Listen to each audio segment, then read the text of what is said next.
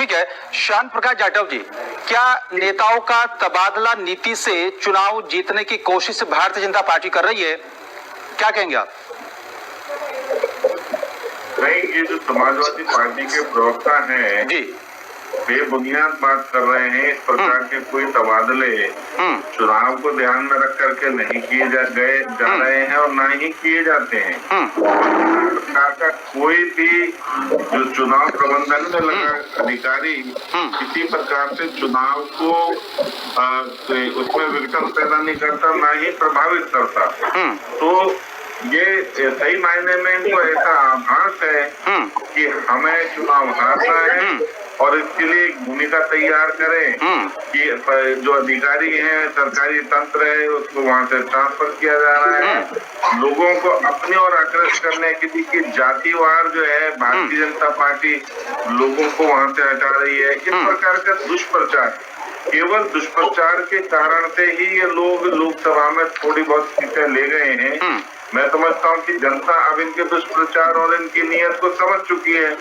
इस प्रकार के दुष्प्रचार करने से जाति, लेकिन श्याम प्रकाश जाटव जी, जो एक उम्मीद थी आपको लोकसभा के चुनाव में, मनोती जी तो आपको नहीं मिले, लेकिन इसी दम पर एक बार फिर से सपा और कांग्रेस चुनावी मैदान में उतर रही है, तो कैसे रोक पाएंगे आप? जनता स्वयं जनार्दन है, जनता स्वयं देखती है कि ये जो बातें कह रहे हैं, अभी हरियाणा में जो इनकी कारगिल की दुर्गति हुई है और जम्मू कश्मीर में इनकी जो दुर्गति हुई है, जनता ने करी है। उन्होंने देख लिया कि ये झूठे हैं और ये लोग जो है किसी भी सूरत में लोगों को जाति और धर्म के नाम पर बांटने का काम कर रहे हैं। इसलिए इनसे दूरी बना करके रखना जरूरी है। और उत्तर प्रदेश में तो बिल्कुल साफ दिख रहा है। किसी सूरत में मैं नहीं मानता कि ये जो है जनता को किसी भी प्रकार। चलिए ठीक है सर, जनता जनार्दन ने देखना और समझना होगा कि आखिरकार उपचुनाव में किसे अपना समर्थन देती है। डॉक्टर हरिनाथ उपाध्याय जी, क्या वाकई में जैसे कि अभी श्याम प्रकाश जाटव जी कह रहे थे कि हरियाणा में क्या हुआ कांग्रेस का, इस बार जो उपचुनाव जो है उत्तर प्रदेश में हो रहा है, क्या उम्मीद है आपको? क्या वाकई में आपको जनता का समर्थन नहीं मिल पा रहा है?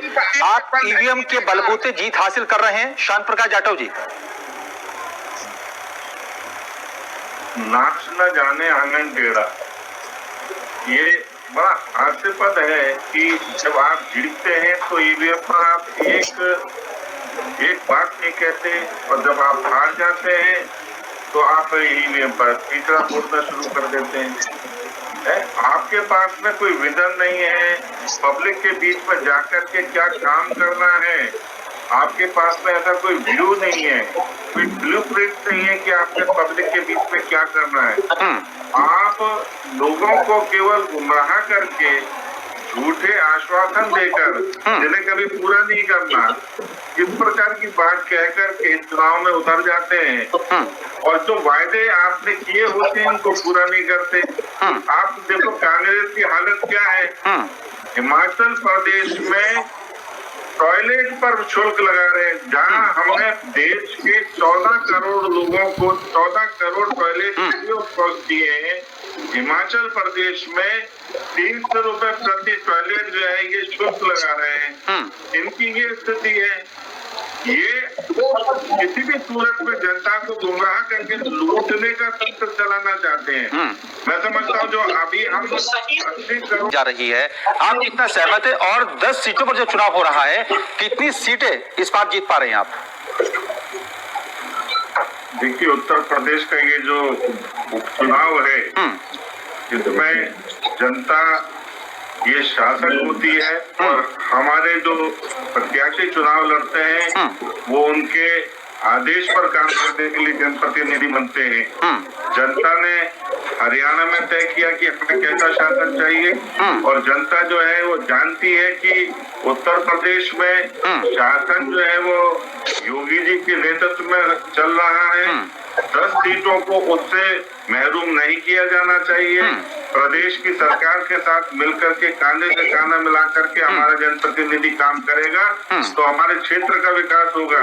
इसलिए ये जो कुकर मुक्के के तरीके से ये जो विपक्षी दल तैयार हो रहे हैं इनको आपस में लड़ने दें। इनको हमें किसी भी सूरत में सत्ता नहीं देनी है अपने क्षेत्र की।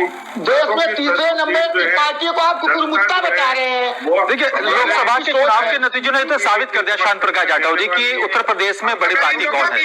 ये तो चुनाव के नतीजे आने के बाद साफ हो गया है। हरियाणा के साथ उत्तर प्रदेश का उपचुनाव कर दिए होते।